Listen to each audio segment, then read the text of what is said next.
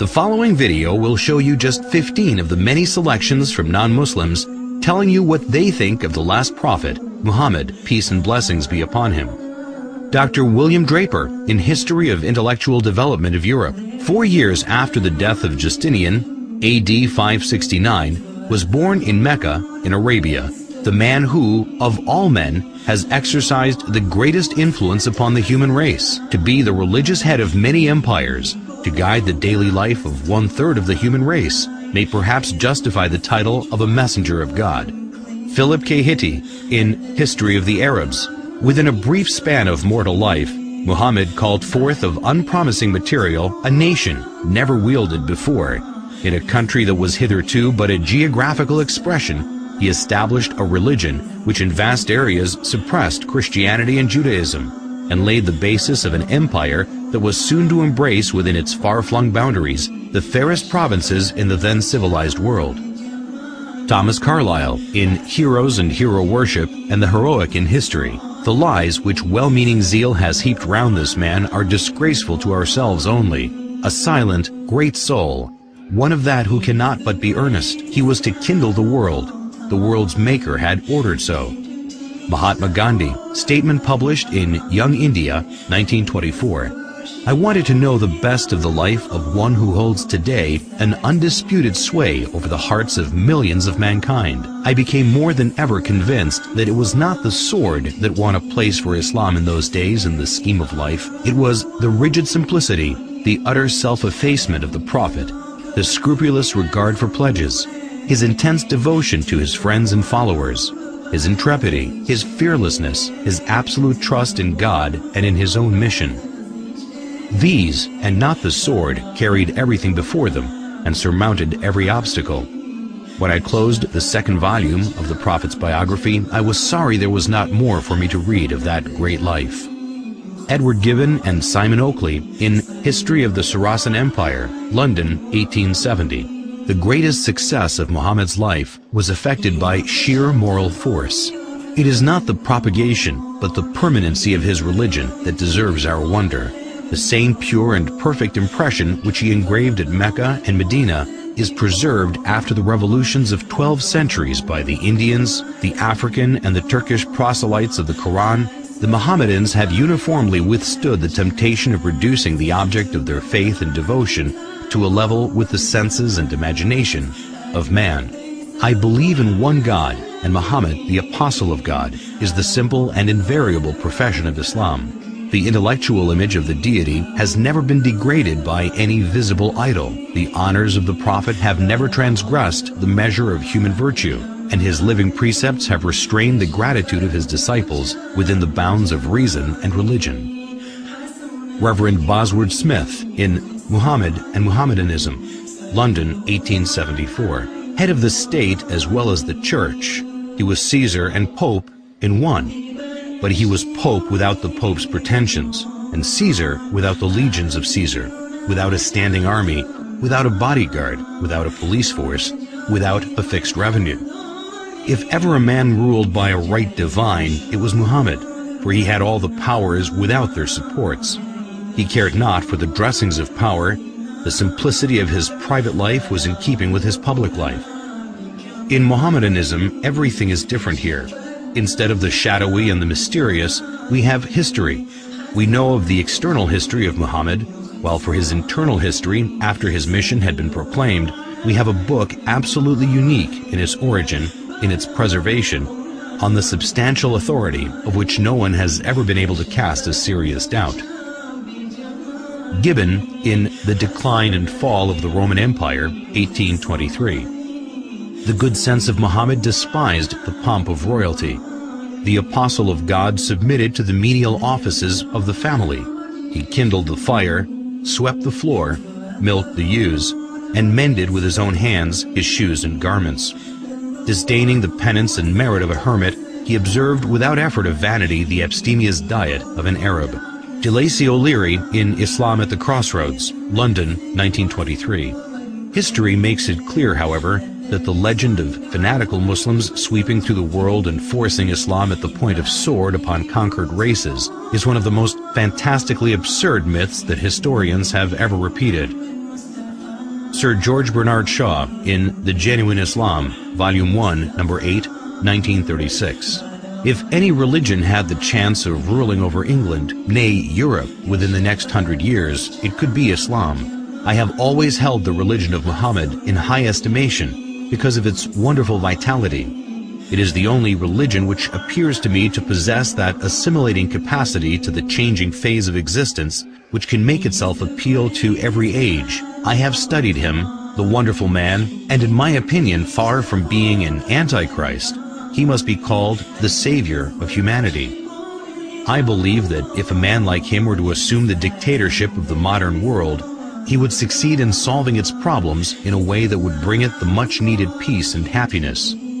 I have prophesied about the faith of Muhammad that it would be acceptable to the Europe of tomorrow as it is beginning to be acceptable to the Europe of today.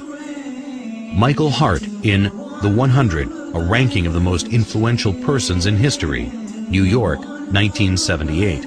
My choice of Muhammad to lead the list of the world's most influential persons may surprise some readers and may be questioned by others, but he was the only man in history who was supremely successful on both the secular and religious level.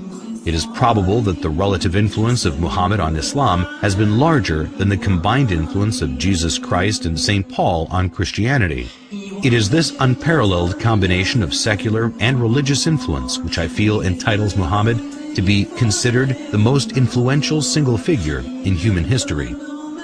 W. Montgomery Watt in Muhammad at Mecca, Oxford, 1953. His readiness to undergo persecution for his beliefs, the high moral character of the men who believed in him and looked up to him as a leader, and the greatness of his ultimate achievement all argue his fundamental integrity. To suppose Muhammad an impostor raises more problems than it solves. Moreover, none of the great figures of history is so poorly appreciated in the West as Muhammad. Thus, not merely must we credit Muhammad with essential honesty and integrity of purpose, if we are to understand him at all. If we are to correct the errors we have inherited from the past, we must not forget that conclusive proof is a much stricter requirement than a show of plausibility, and in a matter such as this, only to be attained with difficulty. Washington Irving in Muhammad and His Successors. He was sober and abstemious in his diet, and a rigorous observer of fasts. He indulged in no magnificence of apparel, the ostentation of a petty mind, neither was his simplicity in dress affected, but a result of real disregard for distinction from so trivial a source. In his private dealings he was just. He treated friends and strangers, the rich and poor, the powerful and weak, with equity, and was beloved by the common people for the affability with which he received them and listened to their complaints. His military triumphs awakened no pride nor vain glory, as they would have done had they been effected for selfish purposes. In the time of his greatest power, he maintained the same simplicity of manners and appearance as in the days of his adversity. So far from affecting a regal state, he was displeased if, on entering a room, any unusual testimonials of respect were shown to him. If he aimed at a universal dominion, it was the dominion of faith. As to the temporal rule which grew up in his hands, as he used it without ostentation, so he took no step to perpetuate it in his family. James Michener in Islam, the Misunderstood Religion, Reader's Digest, May 1955, pages 68 to 70. No other religion in history spread so rapidly as Islam. The West has widely believed that this surge of religion was made possible by the sword, but no modern scholar accepts this idea, and the Quran is explicit in the support of the freedom of conscience. Like almost every major prophet before him, Muhammad fought shy of serving as the transmitter of God's word, sensing his own inadequacy. But the angel commanded, "Read."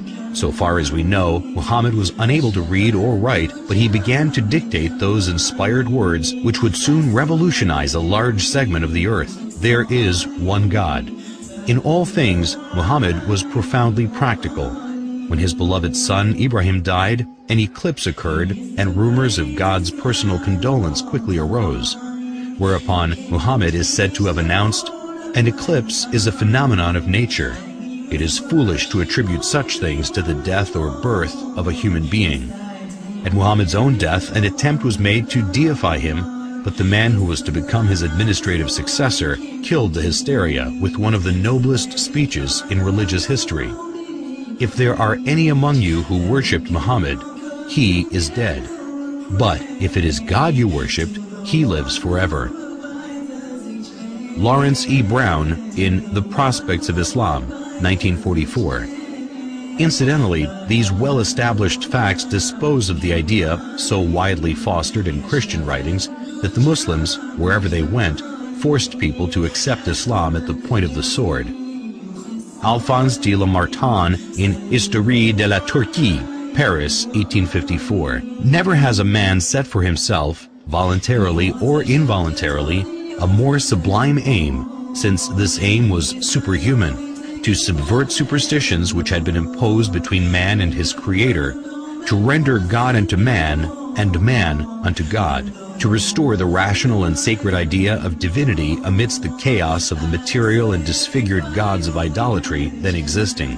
Never has a man undertaken a work so far beyond human power with so feeble means, for he, Muhammad, had in the conception, as well as in the execution of such a great design, no other instrument than himself, and no other aid except a handful of men living in a corner of the desert.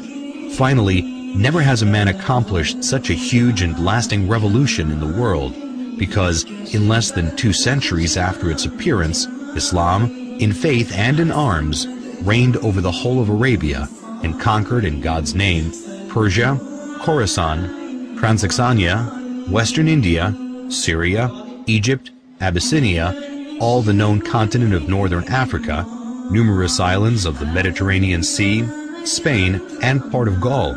If greatness of purpose, smallness of means, and astonishing results are the 3 criteria of a human genius, who could dare compare any great man in history with Muhammad? The most famous men created arms, laws, and empires only. They founded, if anything at all, no more than material powers which often crumbled away before their eyes. This man moved not only armies, legislations, empires, peoples, dynasties, but millions of men in 1/3 of the then inhabited world. And more than that, he moved the altars, the gods, the religions, the ideas, the beliefs, and the souls. On the basis of a book, every letter which has become law, he created a spiritual nationality which blends together peoples of every tongue and race. He has left the indelible characteristic of this Muslim nationality, the hatred of false gods, and the passion for the one and immaterial God. This avenging patriotism against the profanation of heaven formed the virtue of the followers of Muhammad. The conquest of 1/3 the earth to the dogma was his miracle, or rather it was not the miracle of man, but that of reason. The idea of the unity of God, proclaimed amidst the exhaustion of the fabulous Theogonies, was in itself such a miracle that upon its utterance from his lips, it destroyed all the ancient temples of idols and set on fire 1/3 of the world. His life, his meditations, his heroic revelings against the superstitions of his country, and his boldness in defying the furies of idolatry, his firmness in enduring them for 15 years in Mecca, his acceptance of the role of public scorn and almost of being a victim of his fellow countrymen, this dogma was twofold: the unity of God and the immateriality of God, the former telling what God is, the latter telling what God is not, the one overthrowing false gods with the sword, the other starting an idea with words. Philosopher, orator, apostle, legislator, conqueror of ideas, restorer of rational beliefs, the founder of 20 terrestrial empires and of 1 spiritual empire, that is Muhammad. As regards all standards by which human greatness may be measured, we may well ask, is there any man greater than he? There is no